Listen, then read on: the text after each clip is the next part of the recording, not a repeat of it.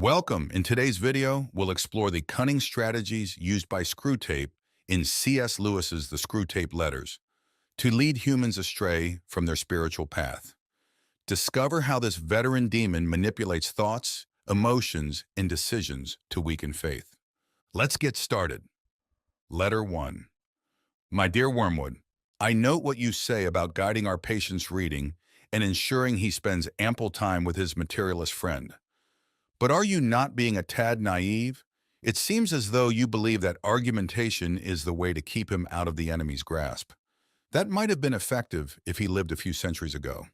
During that time, humans still had a firm grasp on what was proven and what wasn't. And if something was proven, they genuinely believed it. They still associated thought with action and were willing to change their way of life based on reasoned argumentation. However, with the advent of the weekly press and other such influences, we have largely altered that dynamic.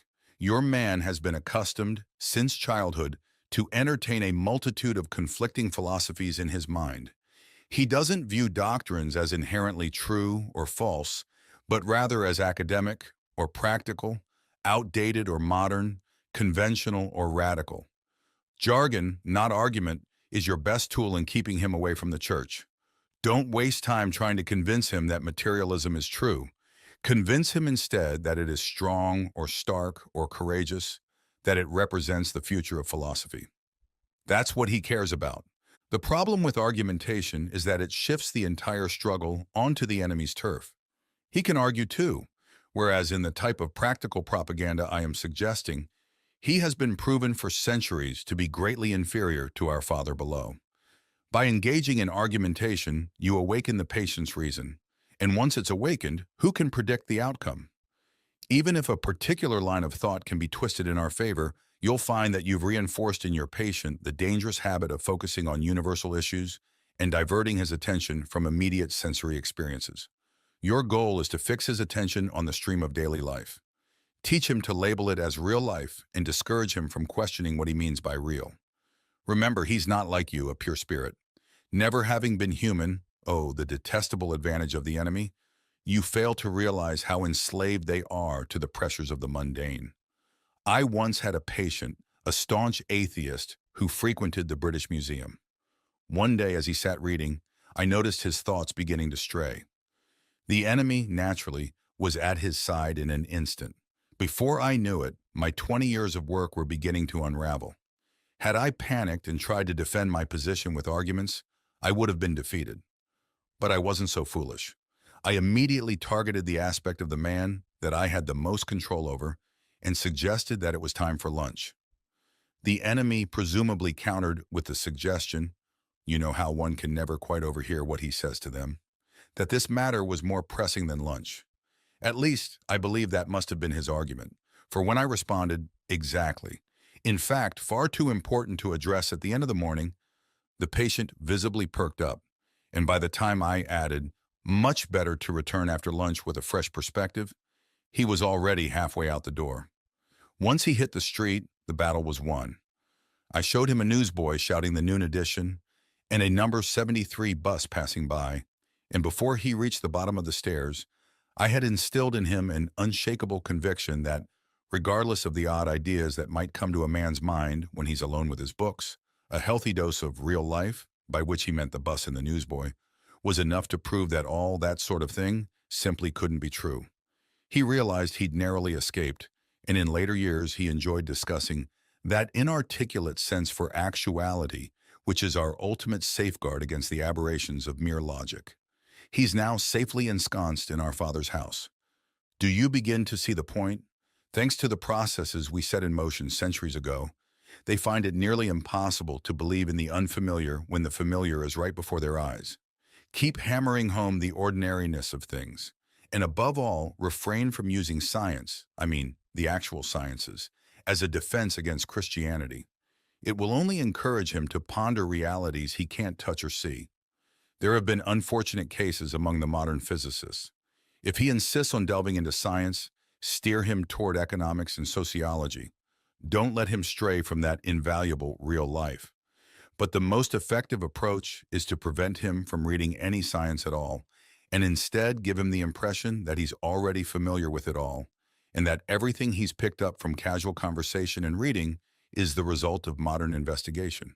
Remember, your task is to confuse him. Judging by the way some of you young fiends talk, one might think our job was to educate. The first letter in C.S. Lewis's discussion begins with the advice for the patient to spend time with a materialist friend, setting the stage for an exploration of materialism's challenges to Christian beliefs. This initial suggestion underpins Lewis's broader critique of modern cultural challenges to Christianity, emphasizing the foundational role of materialism in his arguments. He uses his subsequent works to illustrate various aspects of materialism's limitations and dangers. In Miracles, Lewis critiques materialism's inability to provide a rational foundation for reason, highlighting its philosophical inadequacies. In The Abolition of Man, he discusses the erosion of human dignity stemming from a materialistic disregard for beauty, suggesting a devaluation of non-materialistic qualities. In The Problem of Pain, Lewis argues that materialism fails to offer a satisfying explanation for pain or a comforting prospect, contrasting it with the spiritual hope offered by Christianity. From the outset of the Screwtape letters, the titular character, Screwtape, dismisses the use of logical argument as a means to detract the patient from God, critiquing the modern reliance on utility over truth. Screwtape advises his pupil, Wormwood, to prioritize the appearance of strength and courage in materialism over its truthfulness, thus highlighting the strategic use of jargon over logical reasoning. Lewis contrasts this approach in his writings, showcasing his adeptness in argumentation and presenting a counter-narrative to the Enlightenment's claims. He posits that true reasoning necessitates a spiritual dimension, an insight that led him to Christianity after recognizing the insufficiency of rationalism and materialism in fully explaining the world. In the concluding remarks of the first letter, Screwtape reflects on the enduring skepticism towards the unfamiliar, a skepticism fostered by Enlightenment principles that prioritize tangible, measurable knowledge. This irony is not lost on Lewis, who points out that even scientific knowledge relies on the unprovable assumption of an orderly and reliable world. By having Screwtape caution against logic, Lewis confronts the cultural misconception that science and faith are inherently contradictory, advocating for a synthesis of faith and rational inquiry. Letter 2. My dear Wormwood, I note with grave displeasure that your patient has become a Christian. Do not entertain the hope that you will evade the usual penalties. Indeed, in your better moments, I trust you would hardly even wish to do so. In the interim, we must make the best of the situation. There is no need to despair. Hundreds of these adult converts have been reclaimed after a brief stint in the enemy's camp and are now with us. All the habits of the patient, both mental and physical, are still in our favor. One of our greatest allies at present is the Church itself. Do not misunderstand me. I do not mean the Church as we perceive her to be spread, but rather the Church throughout all time and space, rooted in eternity, formidable as an army with banners. That, I confess, is a spectacle that unsettles even our boldest tempters. But fortunately, it remains entirely invisible to these humans. All your patient sees is the half-completed ersatz Gothic structure on the new development estate. Upon entering, he encounters the local grocer, with a rather oily expression, eager to offer him one shiny little book containing a liturgy neither of them understands, and one shabby little book containing corrupted texts of numerous religious lyrics, mostly inferior and in minuscule print. As he takes his seat and surveys his surroundings, he sees only the assortment of neighbors whom he had previously avoided. It is imperative that you exert substantial pressure on those neighbors. Keep his mind oscillating between the phrase, the body of Christ, and the actual countenances in the neighboring pew. It matters very little, of course, who actually occupies that neighboring pew. Even if you know one of them to be a formidable adversary on the enemy's side, it makes no difference. Your patient, thanks to our Father below, is a fool. Provided any of those neighbors sing off-key, have squeaky boots, possess double chins, or wear peculiar attire, the patient will readily conclude that their religion must therefore be absurd in some manner. At his current stage, you see, he envisions Christians in his mind as spiritual beings, although in reality, his perception is largely visual. His mind is inundated with images of togas, sandals, armor, and bare legs, and the mere fact that the other congregants wear contemporary clothing poses a genuine, albeit unconscious, challenge to him. Never allow this issue to surface. Never permit him to ponder what he expected them to resemble. Keep everything vague in his mind for now, and you will have all of eternity to amuse yourself by instilling in him the peculiar clarity that hell provides. Therefore, labor diligently on the disappointment or letdown that is undoubtedly imminent during the patient's initial weeks as a churchgoer. The enemy permits this disillusionment to occur at the onset of every human endeavor. It arises when the boy, enchanted by tales from the Odyssey in his nursery, endeavors to genuinely learn Greek. It arises when newlyweds, enamored with each other, embark on the arduous task of cohabitation. In every facet of life, it signifies the shift from idealistic aspirations to arduous endeavors. The enemy undertakes this risk because of his peculiar fancy to transform all these contemptible human pests into what he terms his free lovers and servants. Sons is the term he employs, demonstrating his penchant for degrading the entire spiritual realm through unnatural alliances with bipedal creatures. Desiring their autonomy, he consequently refuses to transport them, through their mere affections and habits, to any of the objectives he sets before them. He leaves them to their own devices, and therein lies our opportunity. However, remember, therein also lies our peril. If they successfully navigate this initial dry spell, they become much less susceptible to emotional manipulation and, consequently, much more resistant to temptation. Until now, I have been assuming that the individuals in the neighboring pew present no rational grounds for disappointment. However, if they do, if the patient is aware that the woman with the absurd hat is a zealous bridge player, or that the man with the squeaky boots is a miser and extortionist, then your task becomes significantly easier. In such cases, all you need to do is prevent him from entertaining the question if I, being what I am, can consider myself in some sense a Christian. Why should the various vices of those individuals in the neighboring pew prove that their religion is mere hypocrisy and convention? You may wonder whether it is possible to prevent such an obvious thought from occurring to a human mind. It is indeed, Wormwood, it is. Handle him correctly, and it will never even cross his mind. He has not been in the enemy's service long enough to possess any genuine humility. Whatever he says, even when on his knees regarding his own sinfulness, is merely parroting. Ultimately, he still believes that by allowing himself to be converted, he has accrued considerable favor in the enemy's ledger, and views attending church with these smug, ordinary neighbors as an act of great humility and condescension. Maintain him in this state of mind for as long as possible. In the second letter of C.S. Lewis's The Screwtape Letters, the narrative progresses as the patient, previously at risk of converting to Christianity, has now embraced the faith. Screwtape, however, remains undeterred, reminding his fellow demons that many adult converts return to their old ways after a brief stint with Christianity. There is no need to despair. Hundreds of these adult converts have been reclaimed after a brief sojourn in the enemy's camp and are now with us. Lewis uses this development to delve into the concept of Christian conversion as more than just a momentary decision but a lifelong journey.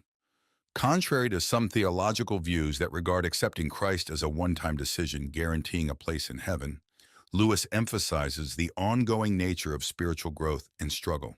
He argues that conversion marks the beginning of a process of sanctification, a continuous battle against sin and a commitment to spiritual discipline that does not end until one reaches heaven. Screwtape's letters provide a dual perspective on the church. On one hand, Screwtape describes the church in disparaging terms, as a place filled with social misfits and uninspiring rituals, which mirrors Lewis's own mixed feelings about his experiences with the Anglican Church.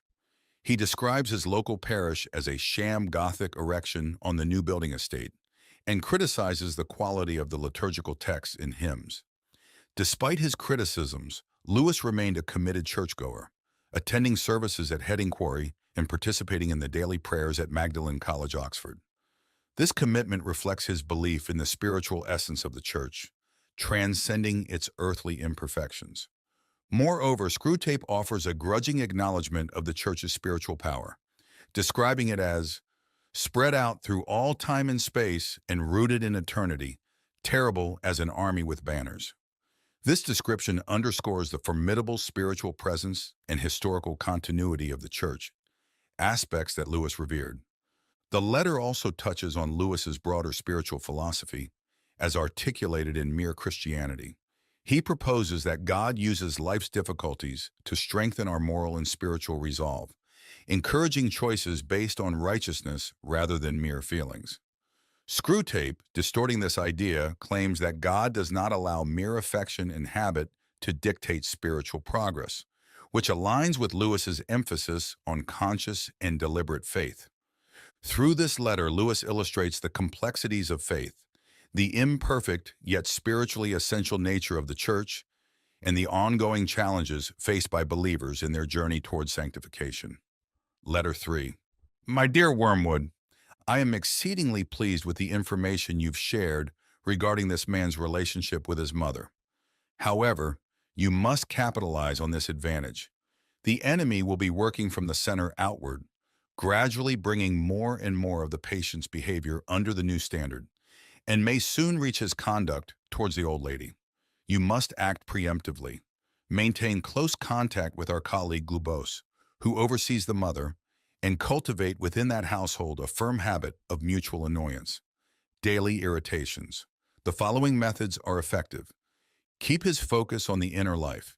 He perceives his conversion as an internal affair.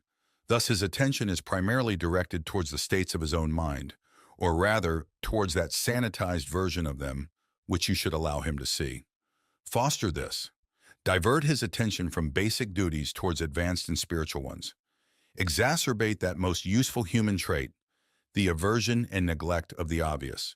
You must bring him to a state where he can engage in self-examination for an hour without discovering any of those truths about himself, which are glaringly obvious to anyone who has lived in the same household or worked in the same office.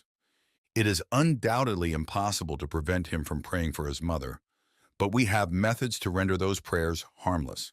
Ensure they are always very spiritual, that he is perpetually concerned with the state of her soul and never with her physical ailments. This serves two purposes. Firstly, it keeps his attention fixed on what he perceives as her sins, which with a little guidance from you, can be made to mean any of her actions that inconvenience or irritate him. Thus you can exacerbate the wounds of the day even while he is on his knees. The process is not at all challenging, and you will find it quite entertaining.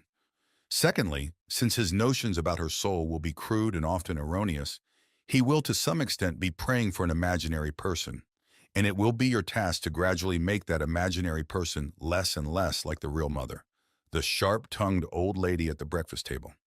In due time, you may create such a divide that no thoughts or feelings from his prayers for the imagined mother will ever influence his treatment of the real one. I've had patients so well manipulated that they could swiftly transition from fervent prayers for a spouse or child's soul to verbally or physically abusing the real spouse or child without any sense of remorse. After living together for many years, two humans often develop tones of voice and facial expressions that are nearly unbearable to each other. Exploit this. Make your patient acutely aware of that specific lift of his mother's eyebrows that he detested in his childhood, and encourage him to dwell on how much he despises it. Let him assume that she knows how aggravating it is and does it deliberately to annoy him. If you're proficient at your job, he won't notice the enormous improbability of this assumption. And naturally, never let him suspect that he also has tones and expressions that similarly irritate her. As he cannot perceive himself, this is easily managed. In civilized life, domestic animosity often manifests in innocuous-sounding remarks that, when delivered in a particular tone or context, feel like a blow to the face. To perpetuate this dynamic, you and Glubose must ensure that each of these two individuals holds a sort of double standard. Your patient must insist that all of his utterances be taken at face value and judged solely on their literal meaning, while simultaneously evaluating all of his mother's utterances with the most hypersensitive interpretation of tone, context, and perceived intent. She must be encouraged to do the same to him. Thus, from every disagreement, they can both emerge convinced or nearly convinced of their own innocence. You know the scenario. I simply inquire about dinner time and she becomes enraged. Once this pattern is firmly established, you have the delightful situation of humans uttering remarks with the explicit intention of causing offense, yet feeling aggrieved when offense is taken. Finally, provide me with information about the old lady's religious stance. Is she at all envious of the new element in her son's life? Does she feel slighted that he should learn from others, and so belatedly what she believes she offered him ample opportunity to learn in childhood? Does she think he is making a great fuss about it, or that he's receiving it on excessively favorable terms? Remember the elder brother in the enemy's narrative.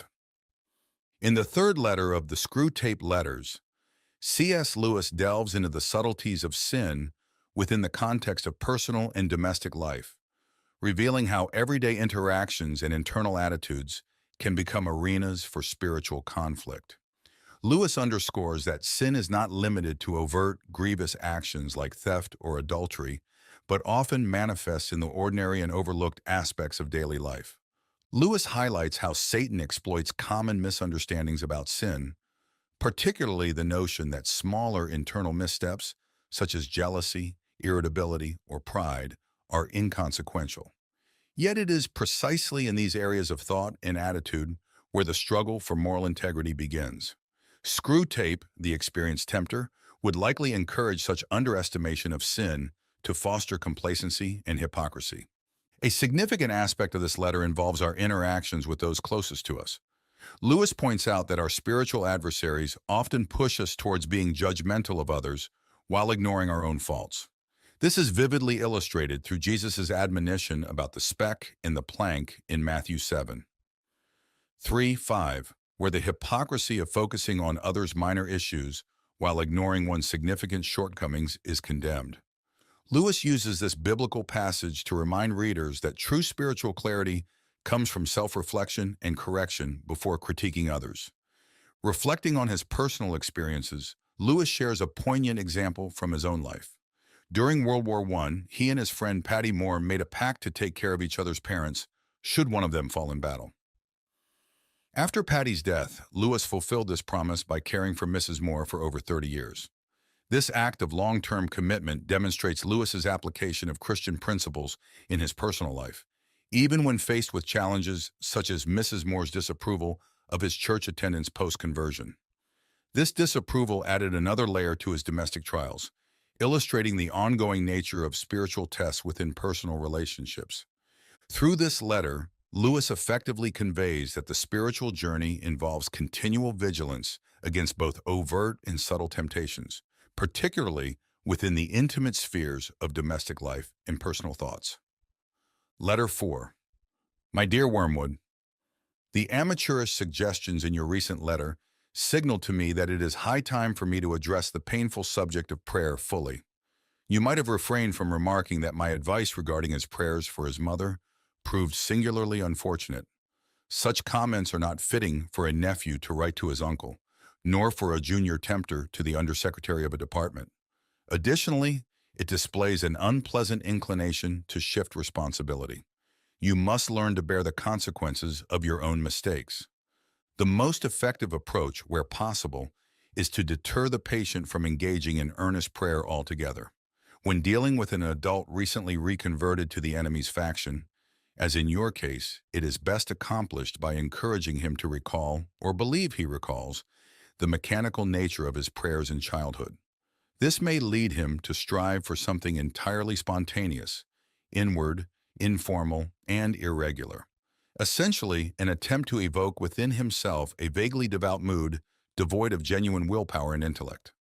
One of their poets, Coleridge, has noted that he did not pray with moving lips and bended knees, but simply composed his spirit to love and experienced a sense of supplication. This is precisely the type of prayer we desire, and since it bears a superficial resemblance to the prayer of silence practiced by those who are highly advanced in the enemy's service, cunning and indolent patients can be deceived by it for quite some time. At the very least, they can be convinced that their bodily position does not affect their prayers, for they consistently forget what you must always remember, that they are animals, and whatever their bodies do impacts their souls. It is amusing how mortals always envision us as implanting thoughts into their minds, In reality, our most effective work is accomplished by keeping thoughts out. If this approach fails, resort to a more subtle redirection of his intentions. Whenever they focus on the enemy himself, we are thwarted, but there are methods to prevent them from doing so. The simplest is to divert their attention away from him and towards themselves. Keep them fixated on their own thoughts and attempt to elicit feelings through the exertion of their own willpower. When they intend to request charity from him, let them instead endeavor to manufacture feelings of charity within themselves, without recognizing that this is what they are doing. When they intend to pray for courage, let them actually attempt to feel courageous.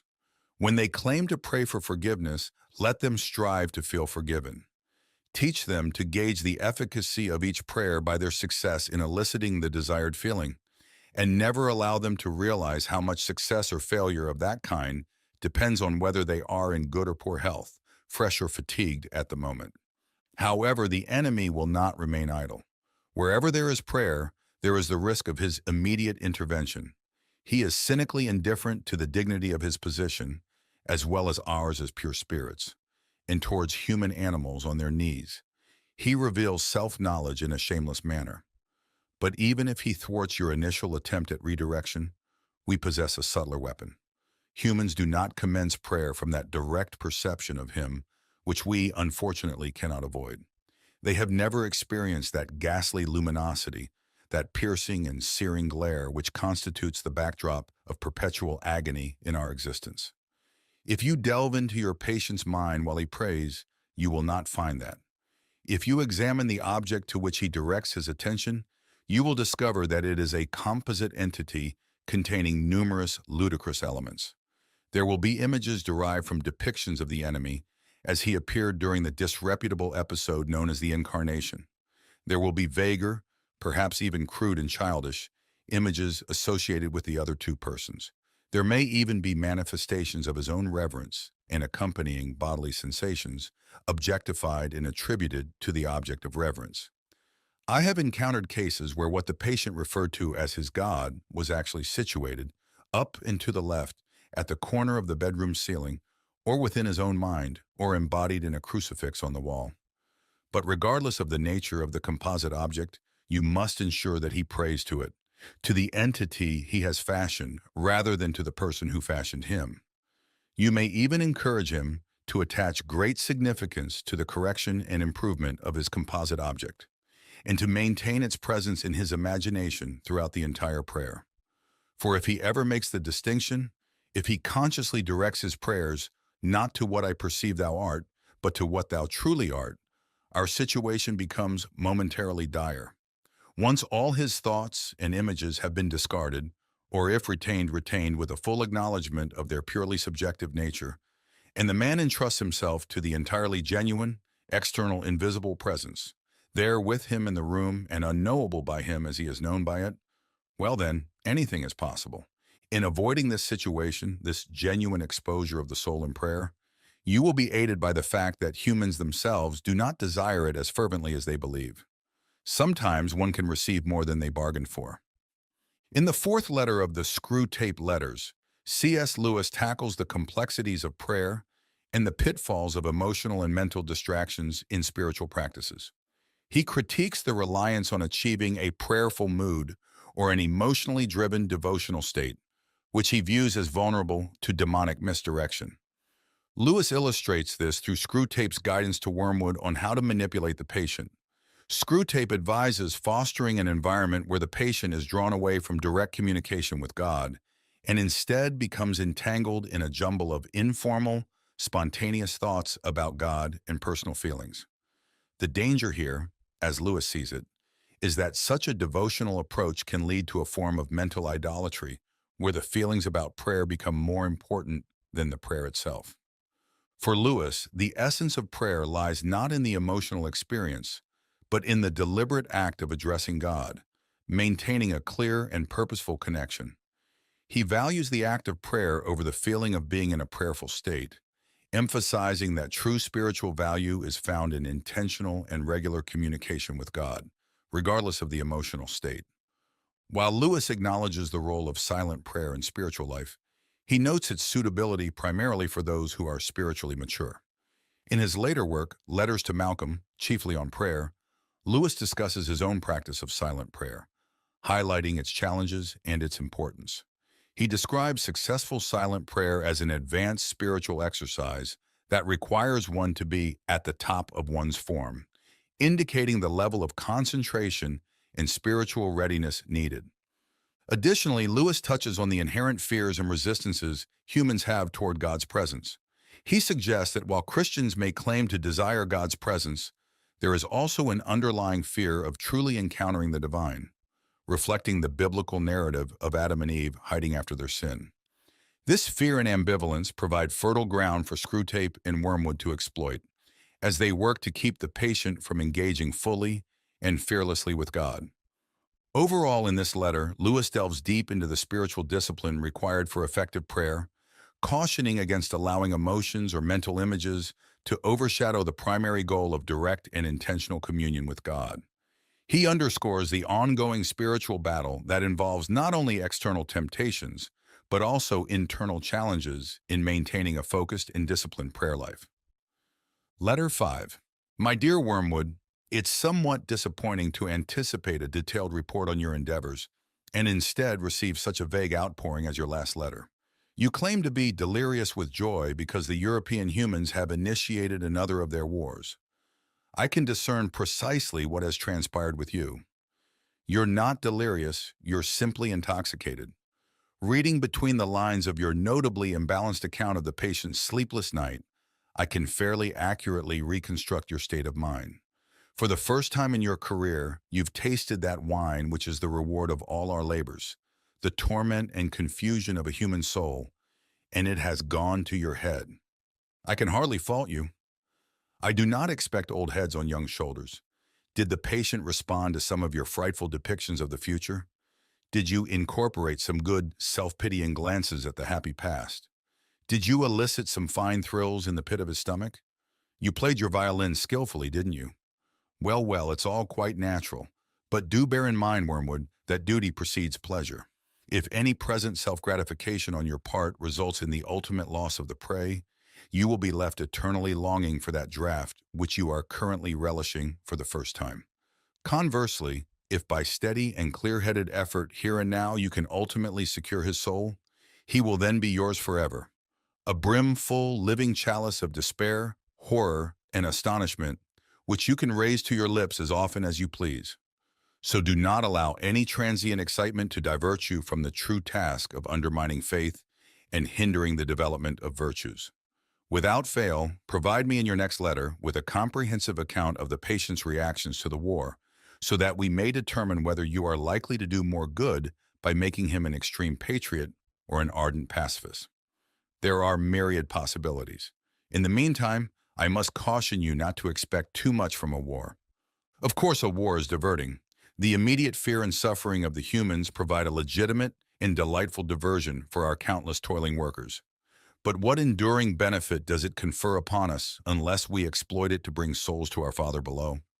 When I witness the temporal suffering of humans who ultimately escape us, I feel as though I have been permitted to sample the first course of a sumptuous banquet, only to be denied the remainder.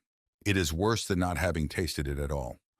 The enemy, true to his barbaric methods of warfare, allows us to witness the brief misery of his favorites only to tantalize and torment us. To deride the incessant hunger which during this current phase of the great conflict, his blockade is undeniably imposing. Therefore, let us contemplate how to utilize rather than how to enjoy this European war. For it possesses certain inherent tendencies which are, in themselves, by no means favorable to us.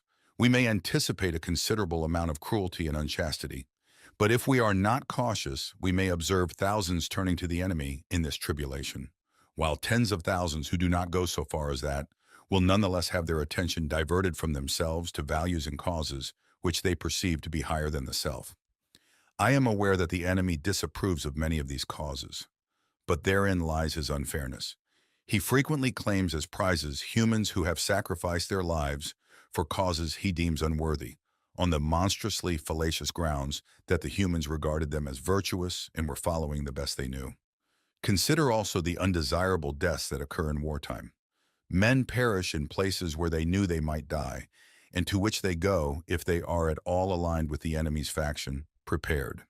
How much more advantageous for us if all humans expired in costly nursing homes amidst doctors who lie, nurses who lie, friends who lie, as we have trained them, promising life to the dying, encouraging the belief that illness excuses every indulgence, and even if our workers perform their duties proficiently, withholding all suggestion of a priest, lest it should reveal to the sick man his true condition. And how detrimental for us is the perpetual recollection of death which war imposes. One of our most effective weapons, contented worldliness, is rendered impotent. In wartime, not even a human can entertain the delusion that he will live forever. I am aware that Scabtree and others have perceived in wars a significant opportunity for assaults on faith, but I believe that perspective was overstated. The enemy's human adherents have all been explicitly informed by him that suffering is an essential component of what he terms redemption. Thus, a faith which is shattered by a war or a pestilence cannot genuinely have been worth the trouble of shattering. I am presently referring to diffuse suffering over an extended period, such as the war will engender. Naturally, in moments of terror, bereavement, or physical agony, you may catch your man when his reason is temporarily suspended. Yet even then, if he appeals to enemy headquarters, I have discovered that the post is nearly always defended. In the fifth letter of the Screwtape letters, C.S. Lewis confronts the topic of death, providing a sinister perspective on the preferred circumstances of dying from the viewpoint of demons. Screwtape, the senior demon advising his nephew Wormwood, expresses a preference for human deaths that occur in settings like nursing homes, where deceit and denial about the reality of death can be cultivated and exploited. Screwtape revels in the idea of humans dying amid falsehoods, surrounded by doctors, nurses, and friends who perpetuate lies about recovery, indulge every whim under the guise of sickness, and avoid any mention of spiritual counsel that might awaken the dying person to their true spiritual state. This strategy is designed to keep individuals from confronting the reality of their mortality and, by extension, their accountability in the afterlife. Lewis uses this scenario to critique a societal tendency to avoid discussions of death and the eternal consequences of one's beliefs. He contrasts the quiet, deceptive comfort of a nursing home death with the brutal immediacy of wartime fatalities. In war, individuals often face their mortality directly and may be more open to spiritual reflection and preparation, conditions that Screwtape deems undesirable. Reflecting on his own experiences as a veteran of the First World War and writing during the ongoing conflict of the Second World War, Lewis understood the stark confrontations with death that combatants face.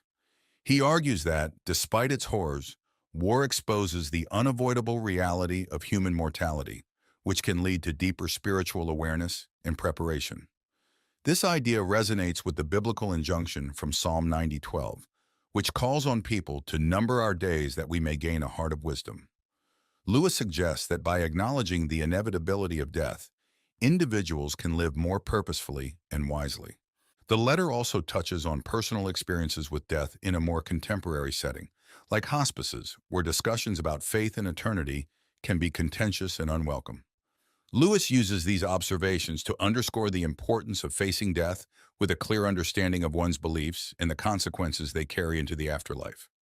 Overall, Letter 5 of the Screwtape letters challenges readers to reconsider societal attitudes towards death, encouraging a more open acknowledgement of mortality as a means to spiritual depth and readiness.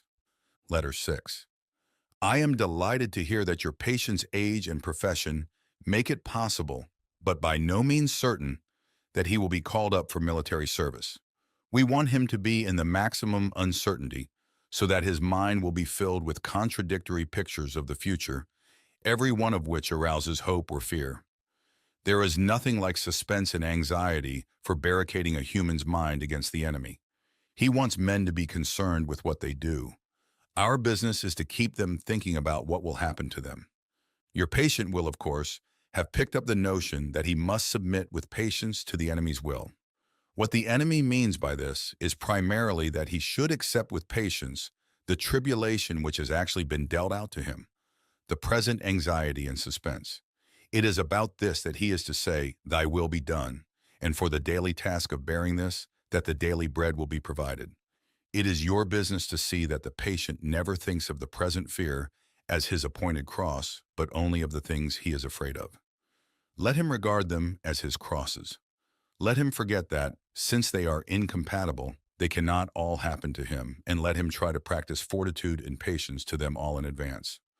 For real resignation at the same moment to a dozen different and hypothetical fates is almost impossible, and the enemy does not greatly assist those who are trying to attain it.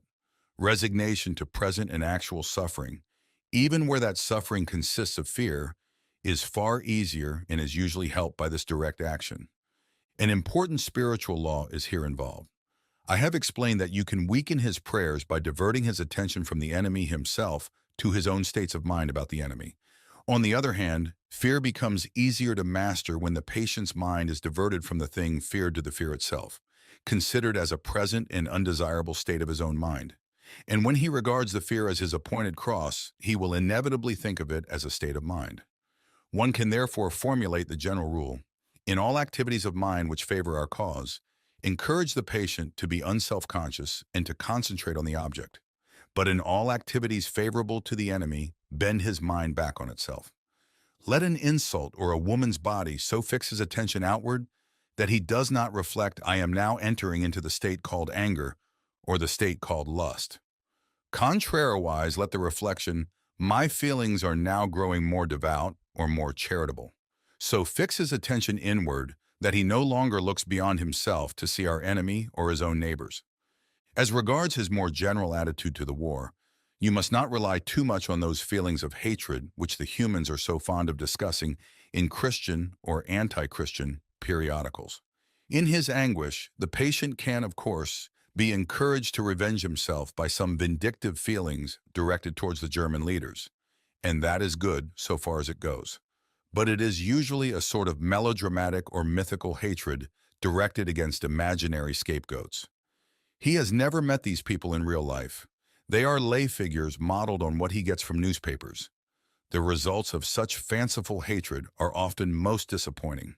And of all humans, the English are in this respect the most deplorable milksops. They are creatures of that miserable sort who loudly proclaim that torture is too good for their enemies, and then give tea and cigarettes to the first wounded German pilot who turns up at the back door. Do what you will, there is going to be some benevolence as well as some malice in your patient's soul. The great thing is to direct the malice to his immediate neighbors, whom he meets every day, and to thrust his benevolence out to the remote circumference, to people he does not know. The malice thus becomes wholly real, and the benevolence largely imaginary.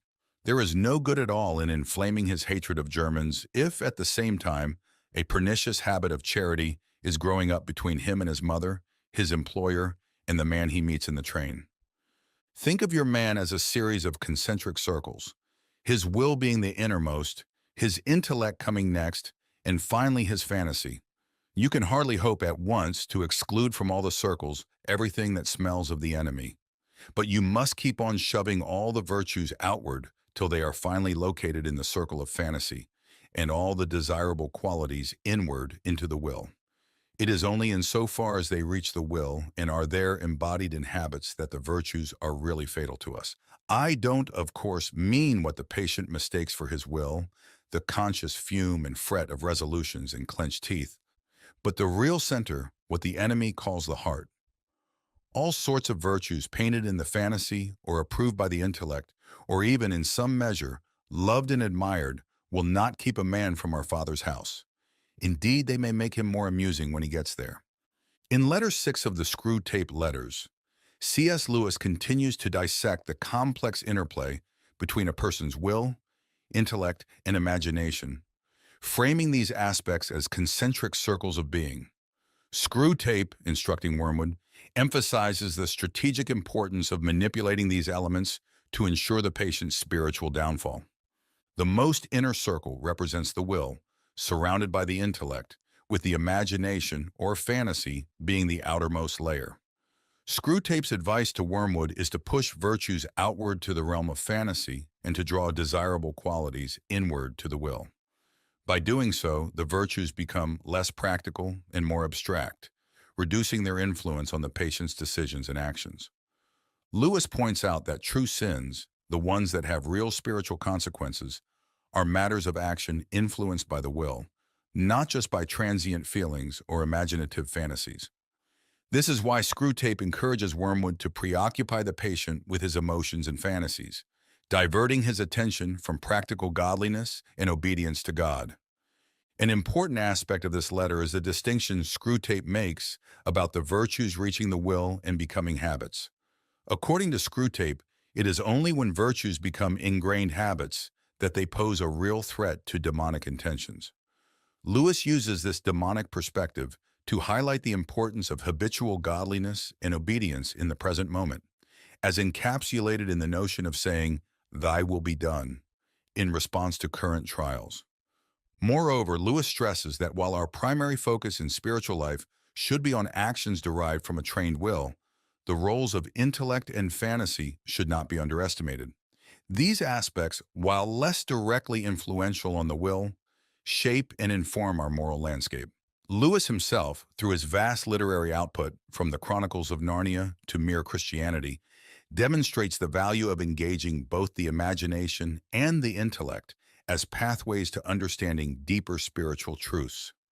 This letter thus serves not only as a tactical guide for Wormwood, but also as a reflection on the holistic nature of human experience, where imagination, intellect, and will interact in complex ways to shape our spiritual lives.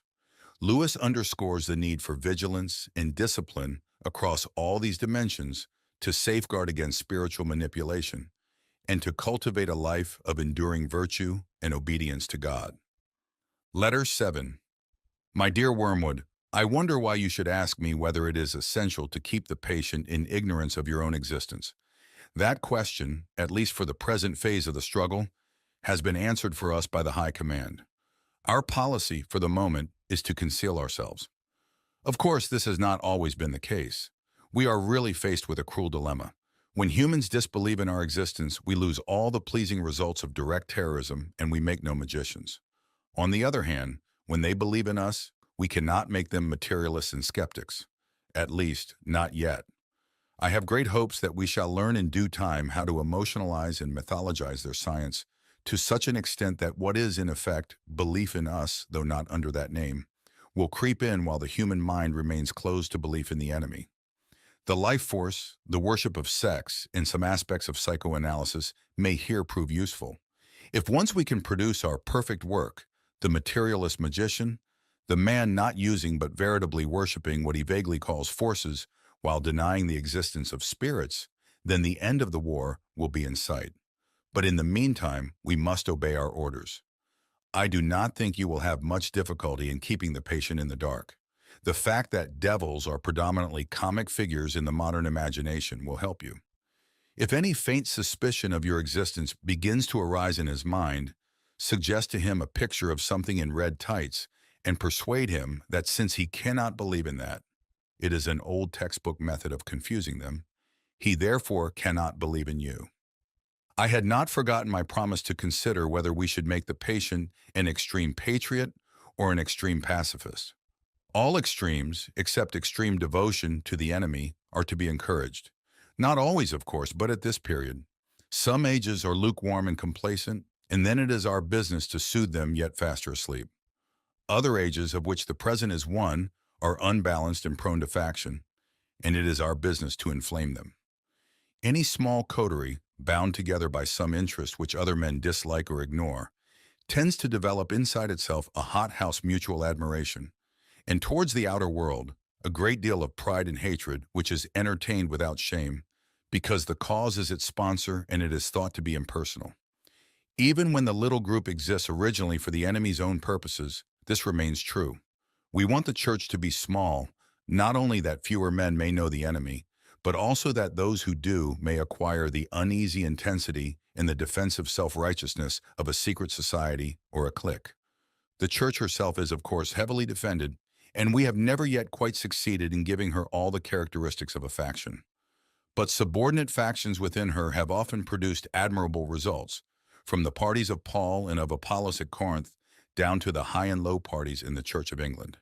If your patient can be induced to become a conscientious objector, he will automatically find himself one of a small, vocal, organized, unpopular society, and the effects of this on one so new to Christianity will almost certainly be good. But only almost certainly. Has he had serious doubts about the lawfulness serving in a just war before this present war of serving began? Is he a man of great physical courage, so great that he will have no half-conscious misgivings about the real motives of his pacifism? Can he, when nearest to honesty, no human is ever very near, feel fully convinced that he is actuated wholly by the desire to obey the enemy? If he is that sort of man, his pacifism will probably not do us much good, and the enemy will probably protect him from the usual consequences of belonging to a sect.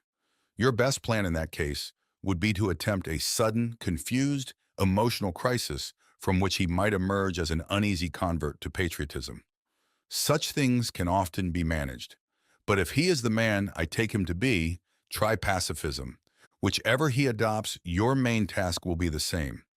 Let him begin by treating the patriotism or the pacifism as a part of his religion. Then let him, under the influence of partisan spirit, come to regard it as the most important part. Then quietly and gradually nurse him onto the stage at which the religion becomes merely part of the cause, in which Christianity is valued chiefly because of the excellent arguments it can produce in favor of the British war effort or of pacifism. The attitude which you want to guard against is that in which temporal affairs are treated primarily as material for obedience. Once you have made the world an end, in faith a means, you have almost won your man, and it makes very little difference what kind of worldly end he is pursuing. Provided that meetings, pamphlets, policies, movements, causes, and crusades matter more to him than prayers and sacraments and charity, he is ours. And the more religious, on those terms, the more securely ours. I could show you a pretty cageful down here. Letter 7 addresses two main issues: whether demons ought to make their existence known and the dangerous, diabolical temptation to make Christianity a means in service to a cause. Screwtape says that the presence of Satan and demons was common knowledge in ages past. That is, among many cultures throughout much of human history. In the modern age, somewhere around the time of the Enlightenment, the diabolical realm chose to go incognito as a result of naturalism, rationalism, and materialism. Screwtape prefers the modern denial of a spiritual realm because it creates a materialistic worldview and allows for the complete dismissal of God, heaven, hell, angels, and demons. Remember, in much of his writing, Lewis is eager to point to the destructive power of materialism. In this letter, for example, he has Screwtape envision what might be called an advanced materialistic option. The materialist magician, the man not using but veritably worshiping what he vaguely calls forces while denying the existence of spirits. In addition to obscuring the spiritual and accentuating the material, a favorite diabolical strategy is to turn Christianity into a means to some end other than God.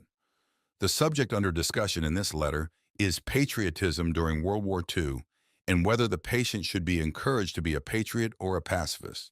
Whichever he adopts, your main task will be the same. Let him begin by treating the patriotism or the pacifism as a part of his religion. Then let him, under the influence of partisan spirit, come to regard it as the most important part. Then quietly and gradually nurse him onto the stage at which the religion becomes merely part of the cause, in which Christianity is valued chiefly because of the excellent arguments it can produce in favor of the British war effort or of pacifism. The contemporary version of this strategy reveals itself in the discussion of the current moral temperature of the United States. The argument goes that the use of drugs, the decline of the family, the rise of crime, etc., means that what we really need is a spiritual revival, which is true. And here is the diabolical nature of the argument. The true goal and end of a revival, the surrender to the lordship of Christ and participation in the community of Christ, is subverted into a desire to make America a good place in which to live. It is indisputable that the fruit of conversion produces good citizens and a good society. However, good citizens and a good society are never the goals of conversion. When that happens, a heavenly spiritual goal becomes merely a means of attaining an earthly social goal. As Screwtape says, once you have made the world an end and faith a means, you have almost won your man. There is another diabolical strategy mentioned in this letter that is worth pointing out: the push to extremes. Screwtape says, all extremes, except extreme devotion to the enemy, are to be encouraged, especially when the present age is unbalanced and prone to faction, and it is our business to inflame them. Letter 8. My dear Wormwood, so you have great hopes that the patient's religious phase is dying away, have you? I always thought the training college had gone to pieces since they put old Slubgob at the head of it. And now I am sure. Has no one ever told you about the law of undulation? Humans are amphibians, half spirit and half animal. The enemy's determination to produce such a revolting hybrid was one of the things that determined our Father to withdraw his support from him. As spirits, they belong to the eternal world, but as animals, they inhabit time. This means that while their spirit can be directed to an eternal object, their bodies, passions, and imaginations are in continual change, for to be in time means to change. Their nearest approach to constancy, therefore, is undulation, the repeated return to a level from which they repeatedly fall back, a series of troughs and peaks. If you had watched your patient carefully, you would have seen this undulation in every department of his life. His interest in his work, his affection for his friends, his physical appetites all go up and down. As long as he lives on earth, periods of emotional and bodily richness and liveliness will alternate with periods of numbness and poverty. The dryness and dullness through which your patient is now going are not, as you fondly suppose, your workmanship. They are merely a natural phenomenon which will do us no good unless you make good use of it. To decide what the best use of it is, you must ask what use the enemy wants to make of it, and then do the opposite. Now, it may surprise you to learn that in his efforts to get permanent possession of a soul, he relies on the troughs even more than on the peaks. Some of his special favorites have gone through longer and deeper troughs than anyone else. The reason is this: to us, a human is primarily good. Our aim is the absorption of its will into ours, the increase of our own area of selfhood at its expense. But the obedience which the enemy demands of men is quite a different thing. One must face the fact that all the talk about his love for men and his service being perfect freedom is not, as one would gladly believe, mere propaganda, but an appalling truth. He really does want to fill the universe with a lot of loathsome little replicas of himself, creatures whose life, on its miniature scale, will be qualitatively like his own. Not because he has absorbed them, but because their wills freely conform to his. We want cattle who can finally become food. He wants servants who can finally become sons. We want to suck in. He wants to give out. We are empty and would be filled. He is full and flows over. Our war aim is a world in which our Father below has drawn all other beings into himself. The enemy wants a world full of beings united to him, but still distinct. And that is where the troughs come in. You must have often wondered why the enemy does not make more use of his power to be sensibly present to human souls in any degree he chooses and at any moment. But you now see that the irresistible and the indisputable are the two weapons which the very nature of his scheme forbids him to use. Merely to override a human will, as his felt presence in any but the faintest and most mitigated degree would certainly do, would be for him useless. He cannot ravish. He can only woo. For his ignoble idea is to eat the cake and have it. The creatures are to be one with him, but yet themselves. Merely to cancel them or assimilate them will not serve. He is prepared to do a little overriding at the beginning. He will set them off with communications of his presence which, though faint, seem great to them with emotional sweetness, an easy conquest over temptation. But he never allows this state of affairs to last long. Sooner or later he withdraws, if not in fact, at least from their conscious experience, all those supports and incentives. He leaves the creature to stand up on its own legs, to carry out from the will alone duties which have lost all relish. It is during such trough periods, much more than during the peak periods, that it is growing into the sort of creature he wants it to be. Hence the prayers offered in the state of dryness are those which please him best. We can drag our patients along by continual tempting because we design them only for the table, and the more their will is interfered with, the better. He cannot tempt to virtue as we do to vice. He wants them to learn to walk and must therefore take away his hand. And if only the will to walk is really there, he is pleased even with their stumbles. Do not be deceived, Wormwood. Our cause is never more in danger than when a human, no longer desiring but intending to do our enemy's will, looks round upon a universe from which every trace of him seems to have vanished, and asks why he has been forsaken and still obeys. But of course, the troughs afford opportunities to our side also. Next week, I will give you some hints on how to exploit them. In Letter 7, Screwtape encourages thinking in extremes for Wormwood's patient. In Letter 8, he encourages taking advantage of the ups and downs in life. Everyone notices in the course of their spiritual journey that there are emotional phases that vary greatly from one another. One well-known phase is the honeymoon that often follows a teenage or even adult conversion. The sense of release, forgiveness, in the presence of God feels almost intoxicating. Eventually, though, the honeymoon phase gives way to something else, sometimes called the desert phase, one in which there is no sense of the presence of God at all, and the Christian life becomes monotonous. After Mother Teresa of Calcutta died, her personal diary revealed that she had experienced years of such dryness. Lewis is frequently thought of as a great apologist, clearly explaining and defending Christianity. He was also a great spiritual guide. He received thousands of letters from people asking for his advice on how to live the Christian life. He made a commitment to answer every single letter, spending an hour or two each day corresponding with people he had never met, but who had read something he had written and who were looking for spiritual insight and encouragement. Those letters have been compiled and published in books such as Letters to an American Lady, C.S. Lewis, Letters to Children, and Yours, Jack. In Letter 8, Lewis, through Screwtape, provides wonderful spiritual guidance for living the normal, mature Christian life. It is normal to experience ups and downs. This is due to what Lewis has Screwtape called the law of undulation. If you had watched your patient carefully, you would have seen this undulation in every department of his life. His interest in his work, his affection for his friends, his physical appetites all go up and down. As long as he lives on earth, periods of emotional and bodily richness and liveliness will alternate with periods of numbness and poverty.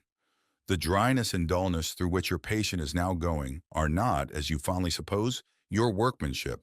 They are merely a natural phenomenon which will do us no good unless you make a good use of it.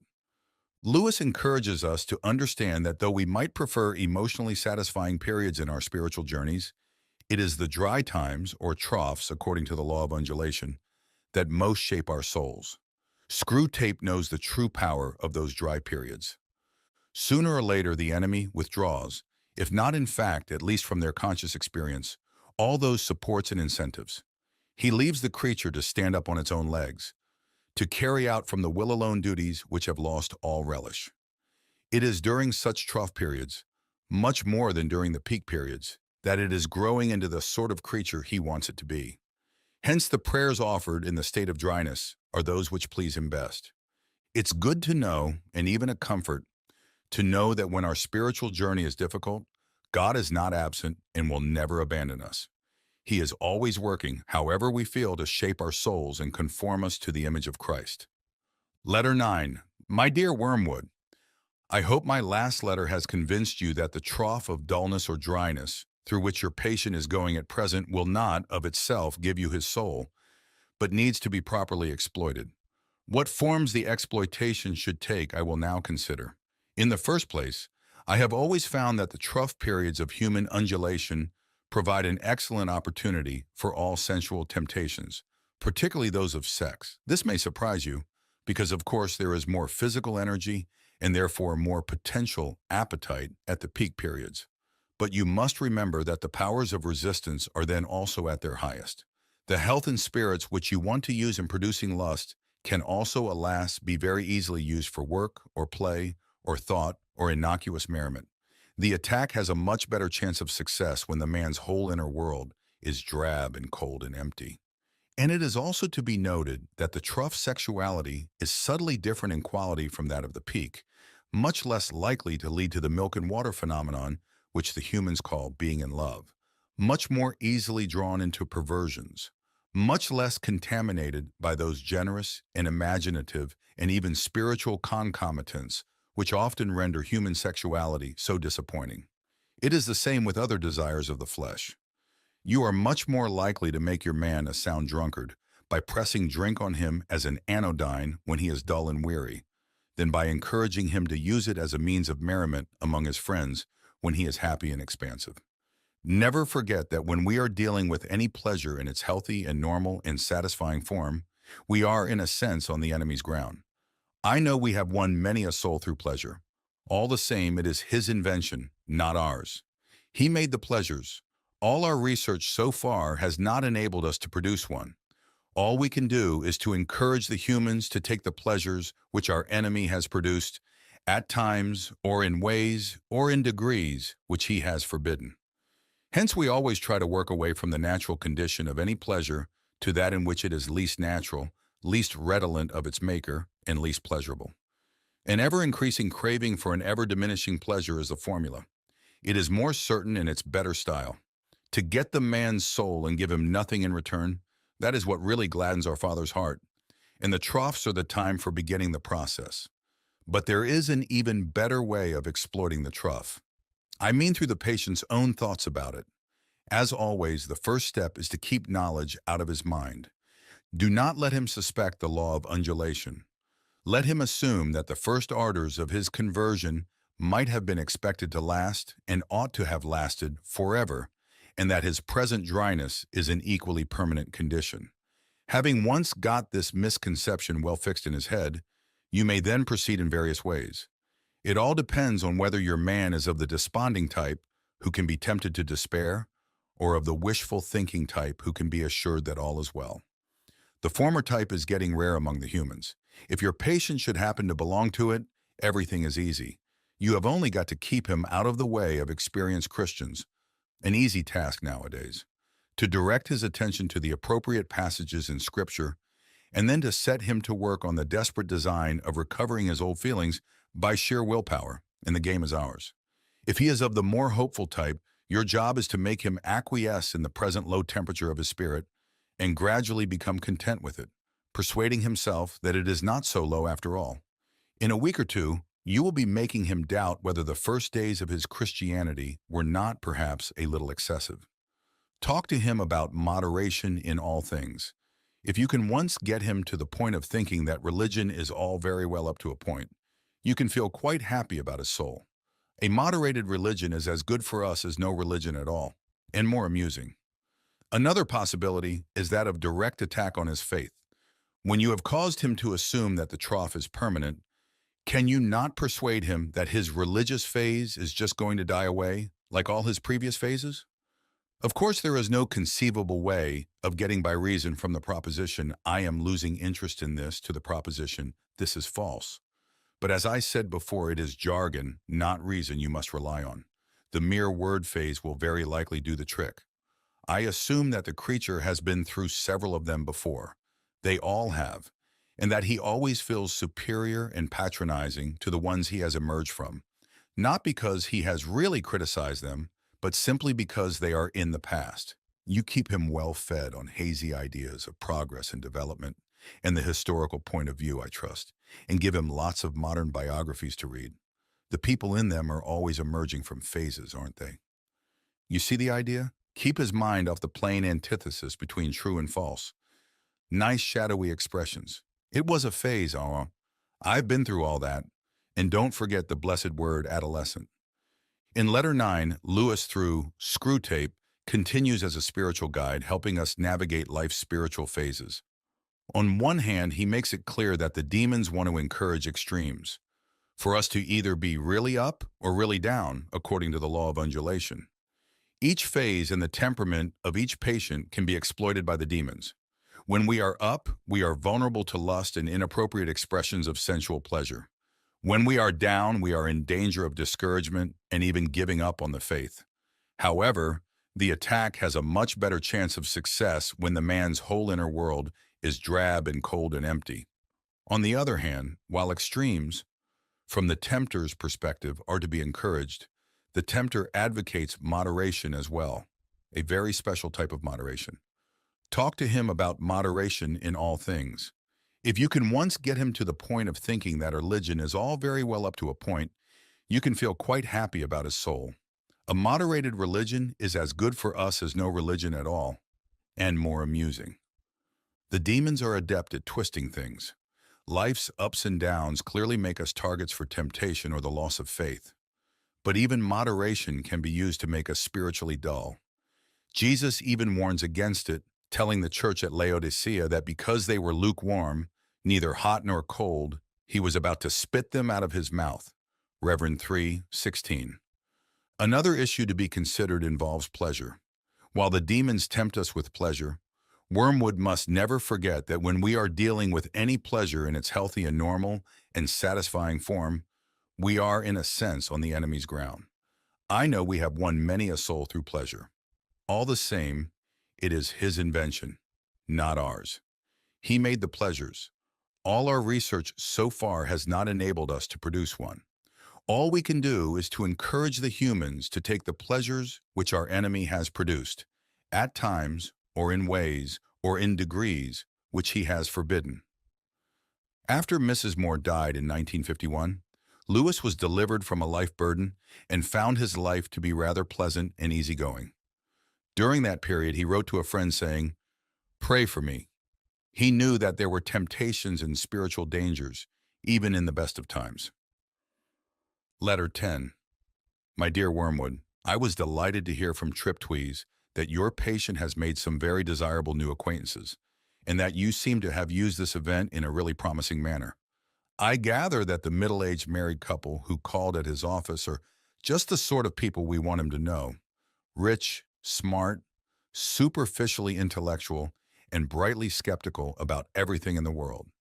I gather they are even vaguely pacifist, not on moral grounds, but from an ingrained habit of belittling anything that concerns the great mass of their fellow men, and from a dash of purely fashionable and literary communism.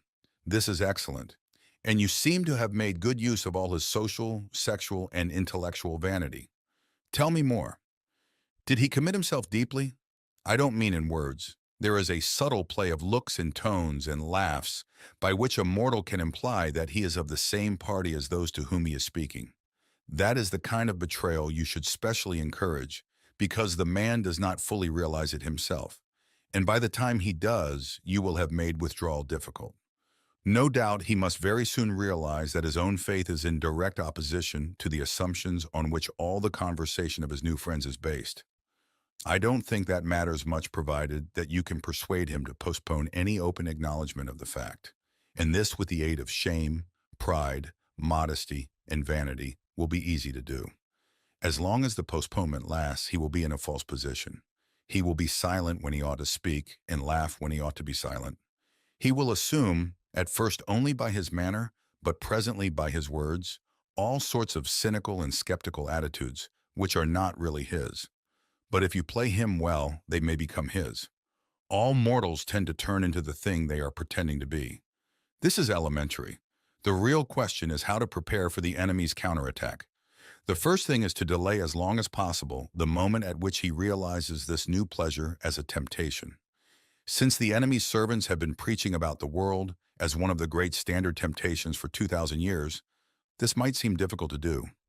But fortunately, they have said very little about it for the last few decades.